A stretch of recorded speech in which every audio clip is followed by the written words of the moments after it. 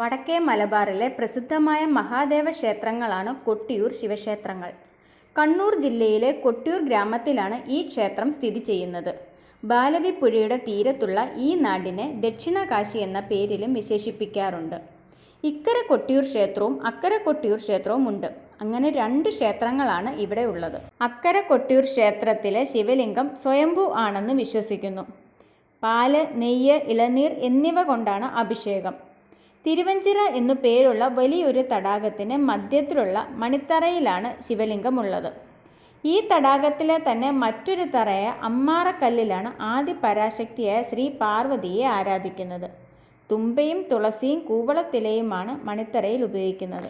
ഭക്തർക്ക് പ്രസാദവും ഭക്ഷണവും നൽകുന്നത് മലവാഴയുടെ ഇലകളിലാണ്. ക്ഷേത്രത്തിലെ പ്രധാന ചടങ്ങായ നീരെഴുന്നള്ളത്തിനുള്ള ജലം കൊണ്ടുപോകുന്നത് കാട്ടുകൂവയുടെ ഇലയിലാണ്. അക്കരെ കൊട്ടിയൂർ ക്ഷേത്രത്തിലെ ഇടവത്തിലെ ചോതി നക്ഷത്രം തൊട്ട് മിഥുനത്തിലെ ചിത്തിര നക്ഷത്രം വരെയുള്ള 27 നാളുകളിലാണ് പ്രസിദ്ധമായ വൈശാഖ മഹോത്സവം നടക്കുന്നത്. ഉത്തര മലബാറിൻ്റെ വിവിധ ഭാഗങ്ങളിൽ നിന്നും തമിഴ്നാട്, കർണാടക, ആന്ധ്ര സംസ്ഥാനങ്ങളിൽ നിന്നും ഒരുപാട് തീർത്ഥാടകർ ഈ ദിവസങ്ങളിൽ ക്ഷേത്രത്തിൽ എത്തുന്നുണ്ട്. വയനാടൻ ചുരങ്ങളിൽ നിന്നും ഒഴുകി വരുന്ന ബാവലിപ്പുഴയുടെ വടക്കേ തീരത്ത് തിരുവഞ്ചിറ എന്നറിയപ്പെടുന്ന ഒരു ചെറിയ പുഴയുടെ നടുവിലായി കൊട്ടിയൂരിലെ പ്രധാന ആരാധനാ കേന്ദ്രവും ശിവലിംഗവും പരാശക്തിയുടെ സ്ഥാനമായ അമ്മാറക്കല്ലും സ്ഥിതി ചെയ്യുന്നു. പുരാണത്തിലെ ദക്ഷയാഗം നടത്തുന്ന സ്ഥലമാണ് കൊട്ടിയൂർ എന്നാണ് വിശ്വാസം. വടക്കുംകാവ്, വടക്കീശ്വരം, തൃച്ചേന്നുമന എന്നീ ഒട്ടനവധി പേരുകളും ഈ ക്ഷേത്രത്തിനുണ്ട്. കൊട്ടിയൂർ ഉത്സവത്തിൻ്റെ ഏറ്റവും വലിയ കൗതുകമാണ് കൊട്ടിയൂരിൽ മാത്രം ലഭിക്കുന്ന ഓടപ്പൂക്കൾ. ഭൃഗുമുനിയുടെ വെളുത്ത താടിയാണ് ഓടപ്പൂ ഓർമ്മിപ്പിക്കുന്നത്. കൊട്ടിയൂർ പണ്ട് കാലത്ത് കോട്ടയം രാജവംശമായും ബന്ധപ്പെട്ട് കിടക്കുന്നതാണ്. രാജവംശത്തിൻ്റെ അധികാരത്തിലായിരുന്ന ക്ഷേത്രം മൃത്യുഞ്ജയമൂർത്തി, ഉമാമഹേശ്വരൻ, ഓംകാരമൂർത്തി, പരബ്രഹ്മമൂർത്തി തുടങ്ങിയ എല്ലാ ഭാവങ്ങളിലും ഭഗവാൻ ഇവിടെ ആരാധിക്കപ്പെടുന്നു.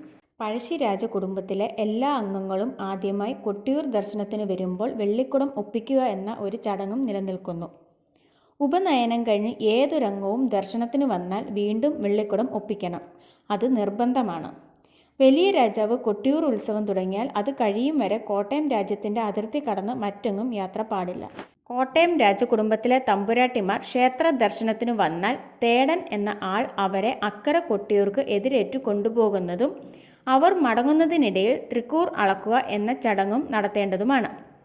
ഒരു കൊല്ലത്തെ ആഹാരത്തിനു വേണ്ടി അരി ഭഗവാൻ തമ്പുരാട്ടിക്ക് അളന്നു കൊടുക്കുക എന്നതാണ് ഈ അരി അളക്കലിൻ്റെ സങ്കല്പം.